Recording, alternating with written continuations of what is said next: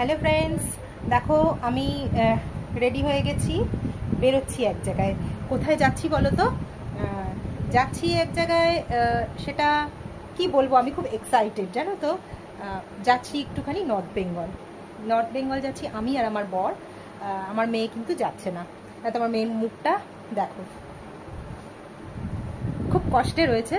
যাই হোক, আমরা কিন্তু মানে এমনি বেড়াতে সেইভাবে যাচ্ছি না, আমরা একটা কাজেই যাচ্ছি। তো সেই জন্য ওকে নেওয়া যাবে না। ওর এখন যেহেতু সেকেন্ড টার্মের সব পড়াগুলো স্টার্ট হয়ে গেছে, টিউশনগুলো স্টার্ট হয়ে গেছে, এই মুহূর্তে এত অ্যাবসেন্ট করা যাবে না। তাছাড়া অনলাইনে স্কুলও চলছে। তো আমরা বেশি না, 3 দিনের জন্য যাচ্ছি।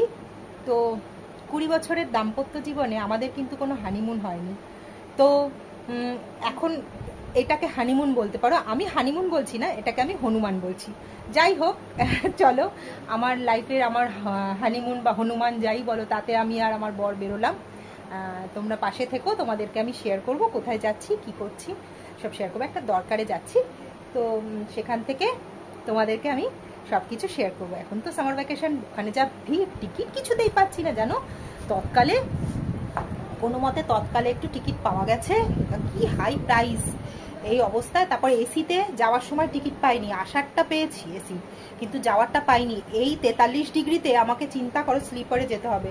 কিন্তু কপালটা একটুর জন্য ভালো কি দুজনেই লোয়ার পেয়েছি, যার জন্য জানলার একটু হাওয়াটার উপর একটু ভরসা করতে পারছি। মানে আমি জানি রাত্রে ঘুম তো কিছুতেই হবে না, হতেও পারে না। যাই হোক, তো চলো আমরা তাহলে বেরোই। আমাদের শিয়ালদা থেকে 8:30টায় ট্রেন, এখন বাজে 7:30। এবার আস্তে করে বেরোচ্ছি, বেরিয়ে তারপর গিয়ে আবার যেতে যেতে কথা বলবো, বা স্টেশনে গিয়েও আমি তোমাদের সাথে কথা বলছি। চলো আমার সাথে নর্থ বেঙ্গল ঘুরতে, এই গরমের মধ্যে একটু ঠান্ডার পরশ পেতে। এই যে আমার বর বসে ফোন দেখছে, গাড়ি খুঁজছে। আমার বোন, হাই কর তোরা। এটা আমার বোন। এই যে মা এসেছে, মেয়ের সাথে থাকবে। এটা হচ্ছে কৌস্তব, আমার ভাই। তো এখানে মা এখন এসছে মেয়ের সাথে থাকবে বলে, কারণ আমি মেয়ে তো আর একা থাকতে পারবে না। আর এই যে আমার পুত্র বুঝতে পারছে যে আমরা এখন বেরোবো, সুপার এক্সাইটেড, দরজার সামনে ঠিক বসে আছে, সুপার এক্সাইটেড, মানে বেরোবো আর আমাদের ঘপ করে ধরবে আর কি, এরকম একটা পজিশন। তাহলে চলো আমরা আস্তে আস্তে গুটি গুটি পায়ে রওনা দিই। আমার সাথে তোমরাও উত্তরের হাওয়া খেতে বেরিয়ে পড়ো। এই শিয়ালদা মেট্রো, আর এই আমাদের ডেস্টিনেশন। দাঁড়াও, নেমে ভালো করে দেখাচ্ছি। শিয়ালদা স্টেশন, 10 মিনিট লাগলো আসতে, বাড়ির পাশে তো। এ দেখো, দাঁড়াও নেমে দেখাচ্ছি ভালো করে। পৌঁছে গেলাম শিয়ালদা স্টেশনের সামনে। আলো ঝলমলে শিয়ালদা স্টেশন, দেখেই মনটা ভালো হয়ে যায়। দেখো 12 নম্বরে আমাদের ট্রেন দিয়ে দিয়েছে।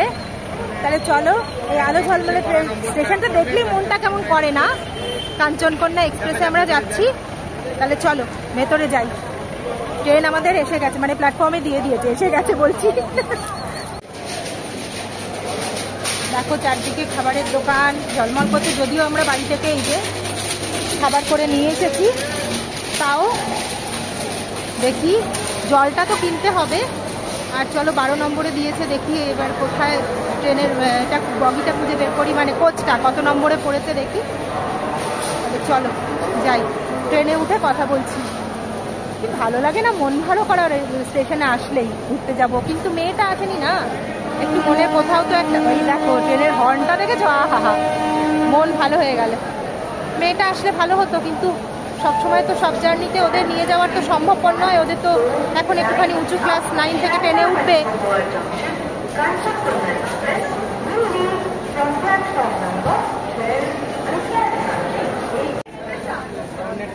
এদিকে দেখো দাঁড়িয়ে আছে আজমের শিয়ালদা সুপারফাস্ট এক্সপ্রেস। আমাদের ট্রেন কিন্তু এখনো দেয়নি, আসছে ট্রেন। তবে ওই যে লাইট দেখা যাচ্ছে, দেখেছো, দেখতে পাচ্ছ? দাঁড়াও দেখাই বড় করে, দেখো এই যে আমাদের ট্রেন ঢুকছে, এসে গেছে। আর এইদিকে আজমের, প্রায় দুজনে একই টাইমে ছাড়বে, আজমের সুপারফাস্ট। চলো তাহলে ট্রেনটা দিক। বসে রয়েছি প্ল্যাটফর্মে, ট্রেনের গেট এখনো খোলেনি। খুললেও তো কারেন্টটা, মানে ইলেকট্রিকটা যতক্ষণ না দেবে ততক্ষণ তো উঠতে পারবো না। এমনি তো এসি পাইনি, স্লিপার, তার মধ্যে তো গরমে সেদ্ধ হতে হতে যাবো। তারপর ফ্যানটাও না চললে তো খুব মুশকিলের ব্যাপার। তাহলে খুলুক, ফ্যান চালু হোক, তারপরে উঠবো। এখন বসে আছি, এই বরকে বললাম জলটা নিয়ে আসতে। উঠে ব্যাগটা রেখে আবার নামবো, নেমে একটুখানি চা খাবো, খেয়ে তারপরে ট্রেন ছাড়তে তো এখনো আধা ঘন্টা দেরি আছে। তাই চলো আগে জলটা নিয়ে আসি, গরম লাগছে বাবা। উঠে পড়েছি ট্রেনে, বসে পড়েছি উইন্ডো সিট। এটাই একটা বাঁচোয়া, কারণ এসি তো পেলাম না তৎকালে, তাও তাও বাঁচোয়া উইন্ডো পেয়েছি দুজনেই, না হলে সেদ্ধ হয়ে যেতে হতো। তাহলে চলো, এখন মোটামুটি আধ ঘন্টা দেরি আছে ট্রেনটা ছাড়তে। তো আমার বর গেল জল আনতে, তাহলে জল নিয়ে আসুক। আর চা তো নিশ্চয়ই ট্রেনে উঠবে, একটু চা খাবো। কিন্তু এই কারে না, এই ট্রেনটা যেন প্যান্ট্রি কার নেই। তো খাবার আমি নিয়ে এসেছি যদিও বাড়ি থেকে, তাও টুকটাক চা মুড়ি এসব তো উঠবে, আর এগুলো তো না খেলে ট্রেনের যাত্রা ঠিক সম্পূর্ণই হয় না। তো চলো দেখি কি ওঠে, আস্তে আস্তে চাটা তো আগে খেতেই হবে। গাড়িটার টয়লেটের সিস্টেমটা একবার দেখে নিই। এটা হচ্ছে ইন্ডিয়ান, বেশ পরিষ্কার পরিচ্ছন্ন।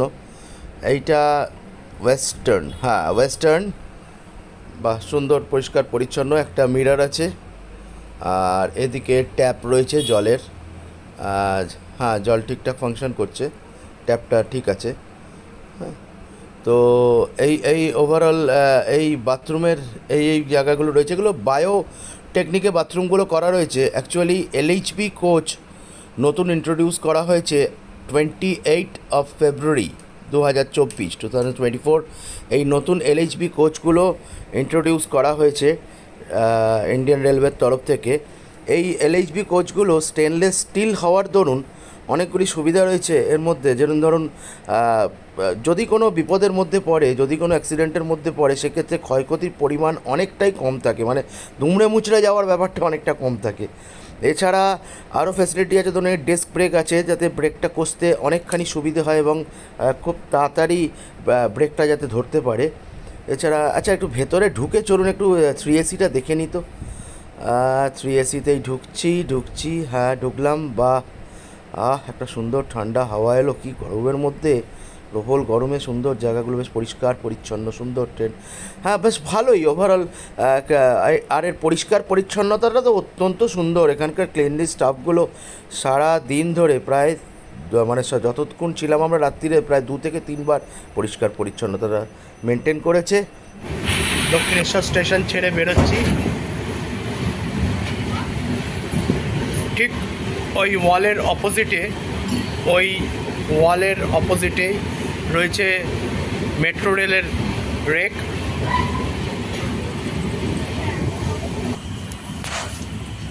বলতে বলতে মায়ের মন্দিরের কাছে আমরা চলে এসেছি, মা দক্ষিণা কালিকায় মন্দির। দেখুন,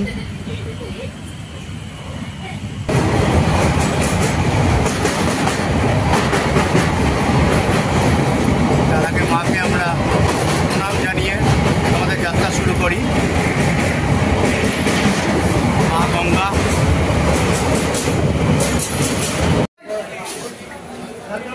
বর্ধমান স্টেশন, আমরা 10:30-এ বর্ধমান স্টেশনে এন্টার করলাম। ট্রেনটা কিছুটা লেট আছে সামান্য, আশা করি সকালবেলা ম্যানেজ হয়ে যাবে। এখানে 5 মিনিটের একটা হল্ট দেবে, তারপর আবার আমরা আমাদের গন্তব্যতে এগিয়ে যাব। এর মাঝখানে আমরা আমাদের ডিনারটা সেরে ফেললাম।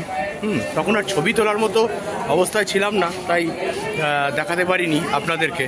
যাই হোক, আমরা আজকের এনেছিলাম পরোটা আর পনিরের তরকারি মিলে আমরা ডিনার সেরে ফেললাম কর্তাগিন্নি মিলে। এবার বর্ধমান স্টেশন থেকে বেরোলে আমরা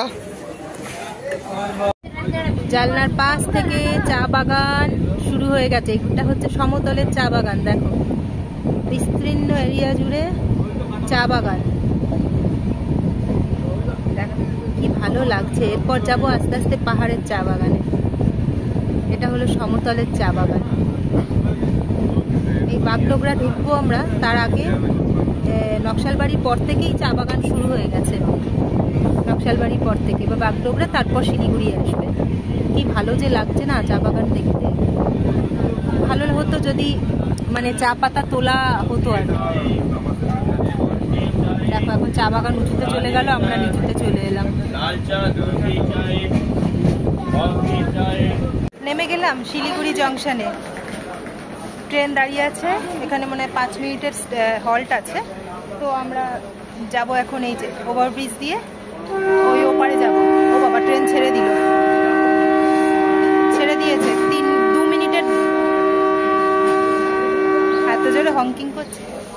3 মিনিটের জন্য দাঁড়িয়েছিল। এবার ওই পারে যাব, গিয়ে আমাদের ড্রাইভারজি ফোন করেছিলেন, ড্রাইভারজি দাঁড়িয়ে আছেন ওপারে, মানে বাইরে। তাহলে চলো আমরা এবার ওভারব্রিজ দিয়ে ওর পারে যাই। কি মজা হচ্ছে গো, চলো তাহলে যাই।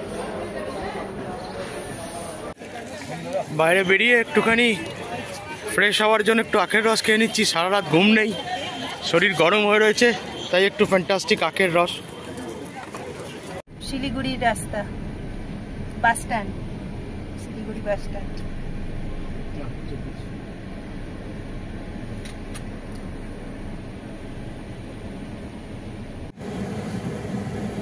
শিলিগুড়ি বাস স্ট্যান্ড থেকে আমরা বেরোচ্ছি। আজকে ট্রেন একটু লেটই ছিল, 10 to 15 মিনিটস লেট ছিল, একটু সামনে ট্রাফিক রয়েছে। আজকের আমাদের সফর সঙ্গী আপনাদের যেমনি বলেছিলাম প্রেমবা ভাই আসবেন, কিন্তু প্রেমবা ভাই একটু কাজে আটকে গেছেন, ওনার ভাই এসছেন। শিলিগুড়ি বাস স্ট্যান্ড থেকে বেরিয়ে পড়েছি। এবার আমাদের ফার্স্ট পয়েন্ট আমরা যাব দুধিয়া। এখান থেকে হাফ অ্যান আওয়ারের distance, half an hour 30 minutes, office of sub division Siliguri. যদি রাস্তায় জ্যাম না থাকে তাহলে আধা ঘন্টা ডিস্টেন্সের মধ্যে আমরা কভার আপ করব।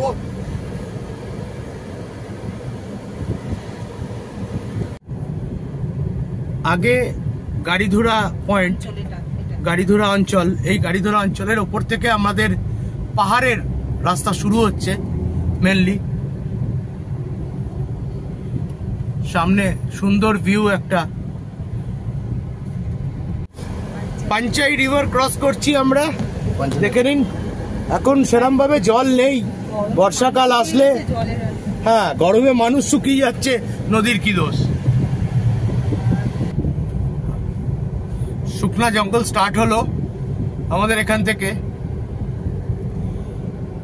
ঘন জঙ্গল, ঘন জঙ্গল, মানে ইটস আ ডেন্স জঙ্গল। যত এগোবো তত ডেন্সিটি বাড়বে একটু একটু করে।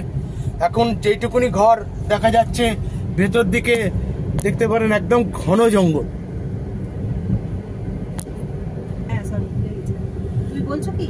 হ্যাঁ, শাল গাছের জঙ্গল ভর্তি রয়েছে এখানে।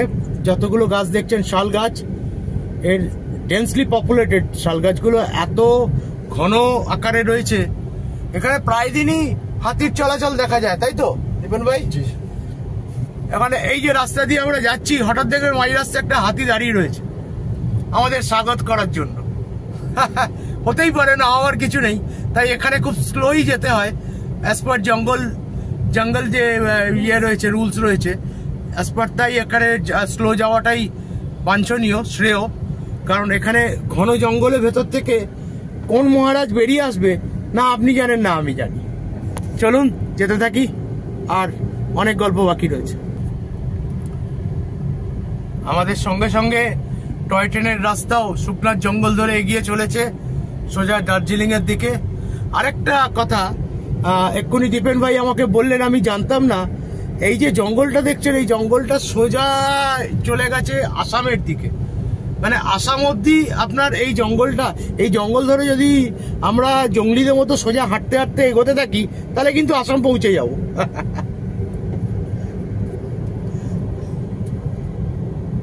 यहाँ से आप लोग डायरेक्ट जाएंगे ऊपर, ये आपका ट्रेन का रास्ता पड़ेगा। अभी हम लोग जा रहे हैं শুকনা মোড় থেকে আমরা বাঁদিকে নিয়ে নিলাম, সোজা গেলে ট্রেনের রাস্তা পড়বে, ট্রেন সোজা যায়। আমরা এই লেফট হ্যান্ড সাইড ধরে একদম সোজা মিরিকের রাস্তা ধরে বেরোবো, সোজা মিরিক রোডে যাবো, তাই তো? দেখুন রাস্তার বাঁকগুলো দেখুন কত সুন্দর লাগছে, না দেখিয়ে পারলাম না। আমি দীপেন ভাইয়ের সঙ্গে গল্প করতে করতেই ক্যামেরা অটোমেটিক্যালি অন করে দিলাম, না দেখিয়ে। মানে এত সুন্দর ডেন্স ফরেস্ট এর মধ্যে দিয়ে রাস্তাটা, হ্যাঁ কত সুন্দর লাগছে দেখুন বাঁকগুলো। আর কি প্রপার রাস্তা, রাস্তায় কোনো জার্কিং নেই, এত সুন্দর রাস্তায় গাড়ি চালিয়েও মজা আছে।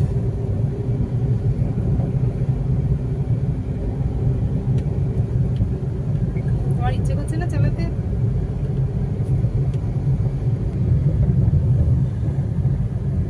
শুকনা ফরেস্টের এই গেট এন্ড হচ্ছে, এবার আরম্ভ হচ্ছে আর্মি ক্যাম্প। আর্মি গেট আরম্ভ হচ্ছে, এই হচ্ছে আর্মিদের যারা যাবার রাস্তা। আর্মি ক্যাম্প আরম্ভ হচ্ছে, আরম্ভ হয়ে গেছে। এন্টায়ার ব্যাপারটা রেখদেখ করা হয় আর্মিদের মাধ্যমে।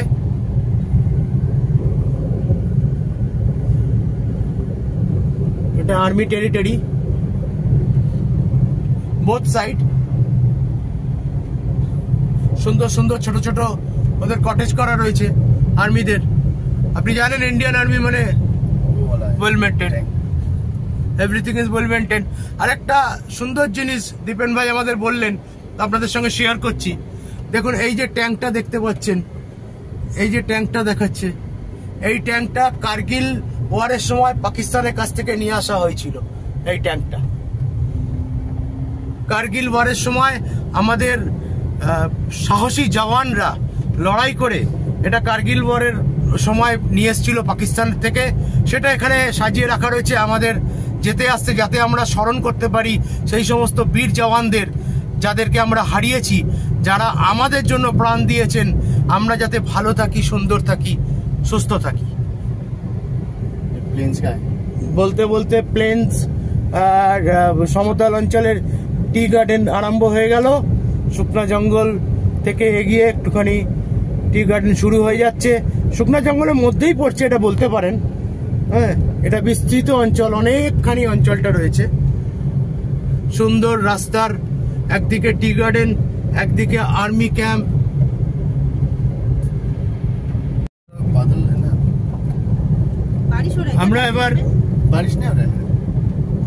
আমরা এবার ছেড়ে বেরিয়ে যাচ্ছি আর্মি টেরিটরি। গেট থেকে বেরিয়ে এলাম, আবার শুকনা ফরেস্টের মধ্যে দিয়ে আমরা বেরোচ্ছি। राइट साइडे जाबो, ताई तो राइट होके जाएंगे ना। जी हाँ, लेफ्ट होके सीधा सिलीगुड़ी चला जाता है। सिलीगुड़ी मथीगढ़ा सिलीगुड़ी बागडोगरा एयरपोर्ट। বাগডোগরা এয়ারপোর্ট, মাথিপাড়া। পেছনের রাস্তাটা সোজা শিলিগুড়ি বাগডোগরা এয়ারপোর্টের দিকে যাচ্ছে। আমরা সেটা না গিয়ে রাইট সাইডে সোজা বেরোচ্ছি মিরিকের দিকে। ये वो हिल से स्टार्ट हो रहा है।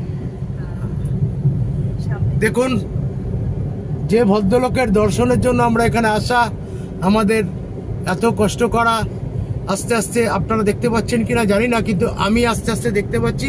পুরো ক্লাউডি হয়ে রয়েছে বলে একটুখানি দেখতে অসুবিধা হচ্ছে। আর একটু কাছে আসলে আপনাদের দর্শন হয়ে যাবে, দেখতে পাবেন যে ওপরে হিলস গুলো দেখা যাচ্ছে। দেখো জুম করে দেখা যাচ্ছে।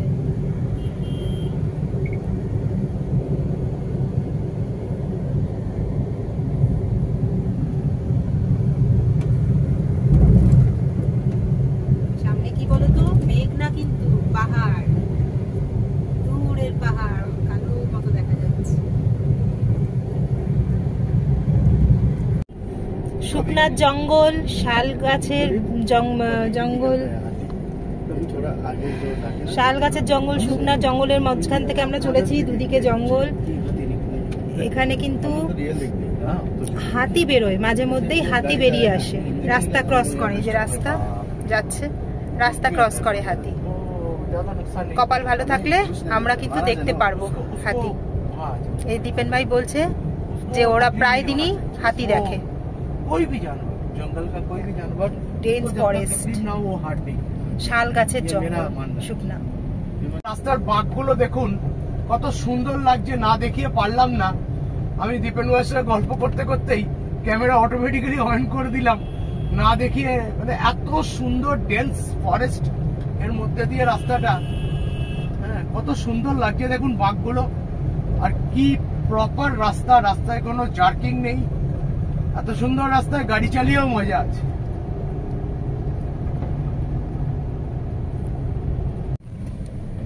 দেখতে পাচ্ছো কার দর্শন পেয়েছি? দেখো, যার জন্য আমরা পাগল হয়ে যাই। পাহাড়, পাহাড়ের দর্শন হয়ে গেল এখান থেকেই। মনে হচ্ছে এখান থেকেই ছুটতে চলে যাই। आगे एकदम सीधा दिखेगा ना।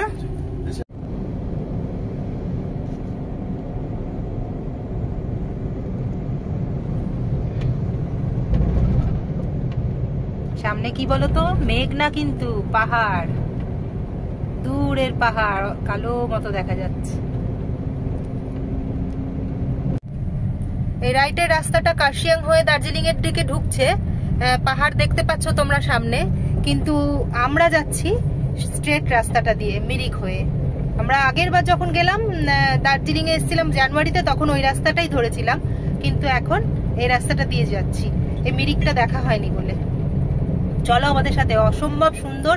কানটা কিন্তু বন্ধ হয়ে গেছে, এখনো মানে স্টার্ট হয়নি হিল এরিয়া, তাও কান বন্ধ হয়ে গেছে। জাস্ট ওয়াও লাগছে সিনটা গো। দেখো হাতি এখান থেকে ওই দিক দিয়ে ক্রস করে এই দিকে যায় জল খেতে, আর এইদিকে চা বাগান জঙ্গলের মধ্যে মধ্যে। রাস্তাটা দেখো কি ভালো লাগছে, রাস্তাটা কি অপূর্ব।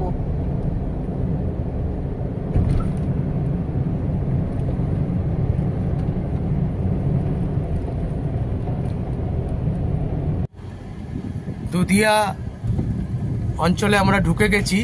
আমাদের প্রথম ভিউ পয়েন্ট দুধিয়া অঞ্চলে এই যে ব্রিজ, বালাসন নদীর ওপর দিয়ে আমরা চলেছি। এখন শুকিয়ে রয়েছে, বর্ষাকালে ইনার সমূর্তিতে যথেষ্ট আসবেন।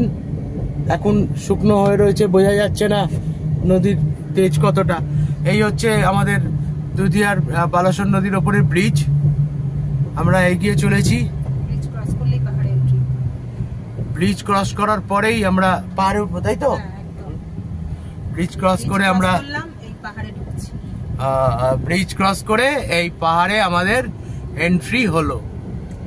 পাহাড় আমাদেরকে দয়া করে তার কোলে আশ্রয় দিলেন।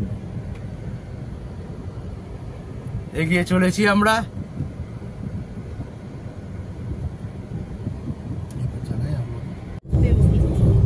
সারা রাস্তা সারা রাত না ঘুমানোর পর যে প্রবল ক্লান্তি ছিল, বিশ্বাস করুন এই সিন দেখার পর, এই পাহাড়ের এই দুর্দান্ত সিনগুলো দেখার পর সমস্ত ক্লান্তি চলে গেল।